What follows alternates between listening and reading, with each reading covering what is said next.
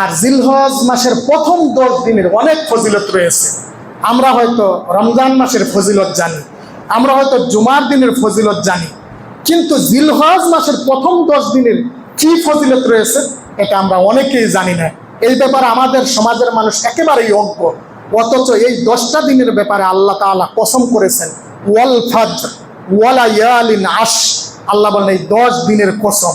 আল্লাহ সুবহানাহু ওয়া তাআলা যদি কোনো বিষয় কসম কাটেন, ওই বিষয়টা অনেক গুরুত্বপূর্ণ হয়ে যায়। বুখারী হাদিসে রয়েছে, আল্লাহ বলেছেন যে জিলহজ মাসের প্রথম 10 দিনের চেয়ে প্রিয় কোনো আমল আল্লাহর দরবারে আর নাই। সুবহানাল্লাহ। এই 10 দিন আপনি যাই করেন, আপনি লা ইলাহা ইল্লাল্লাহ বলেন, আপনি আল্লাহু আকবার বলেন, আপনি আলহামদুলিল্লাহ বলেন, আপনি কোরআন তেলাওয়াত করেন, আপনি দান খয়রাত করেন, পিতামাতার খেদমত করেন, অন্য সময় আমল করার চেয়ে এই 10 দিন আপনি যে আমল করবেন, এই আমলটাই আল্লাহর দরবারে সবচেয়ে প্রিয় হয়ে যাবে। সুবহানাল্লাহ। সাহাবায়ে কেরাম আশ্চর্য হয়ে জিজ্ঞাসা করেন, ক্বালু ইয়া রাসূলুল্লাহ ওয়ালাল জিহাদু ফি সাবিলিল্লাহ, আল্লাহর রাস্তায় জিহাদ করো এই 10 দিনের আমলের চেয়ে উত্তম নয়? আল্লাহ বললেন, ওয়ালাল জিহাদু ফি সাবিলিল্লাহ, আল্লাহর রাস্তায় জিহাদ করাও এই 10 দিনের চেয়ে প্রিয় আমল নয়। তবে তার কথা আলাদা, যে ব্যক্তি জিলহজ মাসের প্রথম 10 দিনের চেয়ে, ওই ব্যক্তির মর্যাদা শুধু বেশি হবে যে ব্যক্তি তার জান মাল নিয়ে আল্লাহর দরবারে বেরিয়ে গেছে আর আল্লাহর রাস্তা থেকে ফিরে আসে নাই, শহীদ হয়ে গেছে, তার কথা আলাদা। এছাড়া যিনি যুদ্ধে অংশগ্রহণ করেছে কিন্তু শহীদ হয় না, তার চেয়েও প্রিয় আমল হলো যে এই জিলহজ মাসের প্রথম 10 দিনে প্রিয় আমল করে আল্লাহর কাছে, আর যেই আমলের করে ওই আমলটা আল্লাহর কাছে সবচেয়ে পছন্দের আমল হয়ে যায়। সুবহানাল্লাহ। তো এই 10 দিনের আমল কিভাবে আল্লাহর কাছে প্রিয় হয় এটা আমরা বুঝবো কিভাবে? আপনারা কয়েকটা ঘটনা শুনলে বুঝতে পারবেন কেন এই জিলহজ মাসের প্রথম 10 দিনের আমল সবচেয়ে প্রিয় আল্লাহর কাছে। তার কারণ হলো এই 10 দিনের ভিতরে এসে আরাফার একটা দিন। সুবহানাল্লাহ। আর আল্লাহ নবী বলেছেন আল হাজ্জু আরাফা, আরাফায় অবস্থান করাই হলো হজ। সুবহানাল্লাহ। হজের যে নিয়ম নীতি আছে, কেউ যদি আরাফায় অবস্থান না করে তার হজ হবে না। তো এই 10 দিনের আরবি 9 তারিখকে বলা হয় আরাফার দিন। তো এই 10 দিনের একটা দিন কি আরাফার দিন। তাহলে এই আরাফার দিন যেখানে আছে সেই 10 দিন অবশ্যই শ্রেষ্ঠ দিন হবে। আর আরাফার দিনের ব্যাপারে আল্লাহ নবী বলেছেন যে আফজালুদ দুআই ইয়াউমি আরাফা, আরাফার দিনের দোয়া হলো সবচেয়ে শ্রেষ্ঠ দোয়া। সুবহানাল্লাহ। আর কোন দোয়াটা পড়বেন আরাফার দিন? হাজিরা তো ওইখানে পড়বো। আমরা কি পড়বো? লা ইলাহা ইল্লাল্লাহু ওয়াহদাহু লা শারীকা লাহু লাহুল মুলকু ওয়া লাহুল হামদু ওয়া হুয়া আলা কুল্লি শাইইন কাদির। আরাফার দিনে আপনি অন্য দোয়া করার চেয়ে, দোয়া তো করবেনই, অন্য দোয়ার পাশাপাশি আল্লাহর গুণগান, এই যে কালিমাটা, এই যে দোয়াটা, এটা বেশি বেশি করবেন। তার কারণ হলো এই 10টা দিন বেশি বেশি জিকির আজকার করার কথা বলা হয়েছে। দোয়া 2 ধরনের হয়ে থাকে, একটা হলো দোয়াই ইবাদা, আর একটা হলো জাতসা করার দোয়া, মানে আল্লাহর গুণগান করবেন, এটাও একটা দোয়া। এই জন্য দোয়ার একটা আদব হলো আপনি দোয়ার শুরুতে প্রথমে কি করবেন? আল্লাহর প্রশংসা করবেন। প্রথমে হাত তুলে আপনার বিষয়গুলো আল্লাহর কাছে বলবেন না, এটা দোয়ার আদব না। আপনি প্রথমে হাত তুলে কি বলবেন? আলহামদুলিল্লাহি রাব্বিল আলামিন, আল্লাহর জন্য সকল প্রশংসা, ওয়াসসালাতু ওয়াসসালামু আলা রাসূলিহিল কারীম, সম্মানিত রাসূলের উপর দুরূদ এবং শান্তি বর্ষিত হোক। এইভাবে দোয়া করে আপনি আপনার বিষয়গুলা উপস্থাপন করবেন। তাহলে দোয়ার একটা অংশ কি? গুণগান করা, আল্লাহর প্রশংসা করা, আল্লাহর গুণগান করা দোয়ার একটা অংশ। এবং আল্লাহ কোরআনে বলেছেন তোমাদের দোয়ার শেষ কথা জানা হয় ওয়া আখিরু দাওয়ানা আনিল হামদুলিল্লাহি রাব্বিল আলামিন, তোমাদের দোয়ার শেষ কথা জানা হয় আল্লাহর জন্য সকল প্রশংসা। তাহলে শুরুতেও প্রশংসা, শেষও আল্লাহর প্রশংসা, আর মাঝখানে আপনি দুনিয়ার কল্যাণ চান, আপনি আখিরাতের কল্যাণ চান, আল্লাহর কাছে দোয়া করুন, রব্বানা আতিনা ফিদ দুনিয়া হাসানা ওয়া ফিল আখিরাতি হাসানা ওয়া কিনা আযাবান নার। আল্লাহ আপনি আমাকে দুনিয়ার বালাই দিন, আমাদেরকে আখিরাতের বালাই দিন, আর জাহান্নামের আগুন থেকে আমাদেরকে নিষ্কৃতি দিয়ে দিন। মাঝখানে আপনি দুনিয়া আখিরাতের কল্যাণ চাইবেন, কিন্তু শুরুতে এবং শেষে কার গুণগান করবেন? আল্লাহর গুণগান করবেন। তো আরাফার দিনের শ্রেষ্ঠ দোয়া হলো কোন দোয়া পড়া? লা ইলাহা ইল্লাল্লাহু ওয়াহদাহু লা শারীকা লাহু লাহুল মুলকু ওয়া লাহুল হামদু ওয়া হুয়া আলা কুল্লি শাইইন কাদির। আল্লাহ ছাড়া সত্যিকারের কোনো মাবুদ নাই, তিনি একক, তার কোনো শরীক নাই।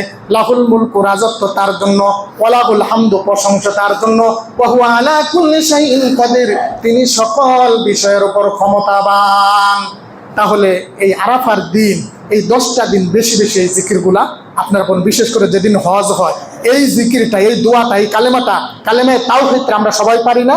আপনারা যেদিন জানবেন যে হজ হচ্ছে, এই দিন এই কালেমাটা বেশি বেশি পাঠ করবেন। লা ইলাহা ইল্লাল্লাহু ওয়াহদাহু লা শারীকা লাহু লাহুল মুলকু ওয়া লাহুল হামদু ওয়া হুয়া আলা কুল্লি শাইইন কাদির। এবং এই 10 দিন যে শ্রেষ্ঠ দিন, এটা আপনি কিভাবে বুঝবেন? এই 10 দিনের ভিতরে রয়েছে একটা দিন, যেদিন আযম আইয়ামিদ দুনিয়া, পৃথিবীর যত শ্রেষ্ঠ দিন আছে সেই দিনগুলোর মধ্যে একটা শ্রেষ্ঠ দিন হলো যেদিন আমরা ইব্রাহিম আলাইহিস সালামের সুন্নাহকে অনুসরণ করে আমরা আল্লাহর রাহে পশু কুরবানি করে থাকি। তাহলে এই 10 দিনের একটা দিন কি? কুরবানির দিন। আর হজ্জের যাবতীয় কার্যাবলী এই 10 দিনের ভিতরে হয়ে থাকে। সুবহানাল্লাহ। ইয়াউমুত তারবিয়া, মিনার দিন, ইয়াউমু আরাফা, হজ্জের দিন, আরাফার দিন, এবং হজ্জের 10 তারিখ যাবতীয় কাজ করতে হয় হজের। তাহলে যেই 10 দিনের ভিতরে আরাফার দিন রয়েছে, যেই 10 দিনের ভিতরে কুরবানি রয়েছে, যেই 10 দিনের ভিতরে হজ্জের যাবতীয় কার্যাবলী রয়েছে, ওই 10 দিন যদি পৃথিবীর শ্রেষ্ঠ 10 দিন না হয়, তাহলে কোন দিন শ্রেষ্ঠ দিন হবে? অতএব মুহতারাম হাজিরিন, আমাদের উচিত হলো এই জিলহজ মাসের 10টা দিন যথাযথ মূল্যায়ন করা, ঠিক যেইভাবে রাসূলুল্লাহ সাল্লাল্লাহু আলাইহি সাল্লাম মূল্যায়ন করেছেন। রাসূলুল্লাহ সাল্লাল্লাহু আলাইহি সাল্লাম কিভাবে মূল্যায়ন করেছেন এই 10টা দিন? এই 10টা দিন আল্লাহ নবী 10টা দিনের সম্মানে 9 দিন রোজা রেখেছেন। সুবহানাল্লাহ। 9টা দিন রোজা রেখে দিয়েছেন। প্রথম এই যে যদি কালকে শুরু হয়ে যায়, কালকে থেকে ঈদের আগের দিন পর্যন্ত, যেহেতু ঈদের দিন রোজা রাখা হারাম, এই 9 দিন আল্লাহ নবী 10 দিনের সম্মানে 9 দিন রোজা রেখেছেন। আমাদের যাদের সাধ্য আছে, আমাদের যাদের শরীর সুস্থ আছে, আমরা এই 9টা দিন রোজা রেখে আল্লাহ নবীর এই সুন্নাহ পালন করব ইনশাআল্লাহ বিইজনিল্লাহ। এর একটা হিকমাও আছে। আপনি যে কুরবানির গোশত খাবেন না বেশি বেশি, এই 9টা দিন যদি আপনি শরীরটা শুকায় নেন, গোশত যতই খান আপনার শরীরে কোনো রোগ ধরবে না। এটা আমি পরীক্ষা করেছি। অন্য বছর আমি রোজা রাখি না, গত বছর আমি 9টা রোজা রাখার পরে কুরবানির গোশত এত খেয়েছি, শরীরে আমার ওজন ধরে না। আল্লাহু আকবার। এর একটা হিকমা রয়েছে যে আমরা এই 9টা দিন আমাদের শরীরটা শুকিয়ে নিয়ে এরপর আমরা কুরবানির গোশত যদি বেশিও খাই, আমাদের শরীরের কোনো ক্ষতি হবে না। এই 10টা দিন আপনি আরো কিভাবে মূল্যায়ন করবেন? এই 10 দিনের ভিতরে বেশি বেশি জিকির আজকার কথা বলা হয়েছে। আল্লাহ বলেছেন আকসিরুহুন্না ফিত তাহলিল ওয়াত তাকবীর ওয়াত তাহমির। এই 10টা দিন তোমরা বেশি বেশি বলো লা ইলাহা ইল্লাল্লাহ, তোমরা বেশি বেশি বলো আল্লাহু আকবার, তোমরা বেশি বেশি বলো হ্যাঁ আলহামদুলিল্লাহ। তাহলে এই 10টা দিন আমরা বেশি বেশি আল্লাহর জিকির আজকার করব, লা ইলাহা ইল্লাল্লাহ পড়বো, আল্লাহু আকবার বলবো, আলহামদুলিল্লাহ বলবো। আল্লাহ আমাদেরকে বেশি বেশি জিকির করা তৌফিক দান করুন, আমিন। মুহতারাম হাজিরিন, এই 10 দিনের মূল্যায়ন আপনি আরো কিভাবে করবেন? সহিহ মুসলিমের হাদিস, আল্লাহ নবী বলেছেন ইযা দাখালাল আশরু ওয়া আরাদা বা'দাকুম আইয়ুযহিয়া ফালা ইয়ামুসসা মিন শা'রিহি ওয়া আযফারিহি শাইআন। বিশ্বনবী নবী মুহাম্মদুর রাসূলুল্লাহ সাল্লাল্লাহু আলাইহি সাল্লাম বলেছেন, যখন তোমরা লক্ষ্য করবে জিলহজ মাস শুরু হয়ে গেছে, জিলহজ মাসের আগমন ঘটেছে, আর তোমাদের কেউ ইচ্ছা করে কুরবানি দিবে, সে ইচ্ছা রাখে আমি এবছর কুরবানি দিব, সে যেন তার নখ চুল এই 10 দিনের সম্মানে স্পর্শই না করে। সুবহানাল্লাহ। এই 10টা দিনের সম্মানে যারা কুরবানি দেওয়ার ইচ্ছা করেন যে আমি কুরবানি দিব, আজকে যাদের নখ চুল বড় আছে তারা আজকে সূর্য ওঠার আগেই সতর্কতামূলক কেটে নেবেন। তার কারণ হলো আজকে চাঁদ উঠে যেতে পারে, কালকের দিনের জন্য অপেক্ষা করবেন না। যারা কুরবানি দেবেন এটার জন্য এটা নিষেধ করেছেন আল্লাহ নবী, ফালা ইয়ামুসসা মিন শা'রিহি ওয়া আযফারিহি, সে যেন এই 10টা দিনের সম্মানে তার চুল নখ স্পর্শই না করে। এই আমলকে আমাদের করার তৌফিক দান করেন।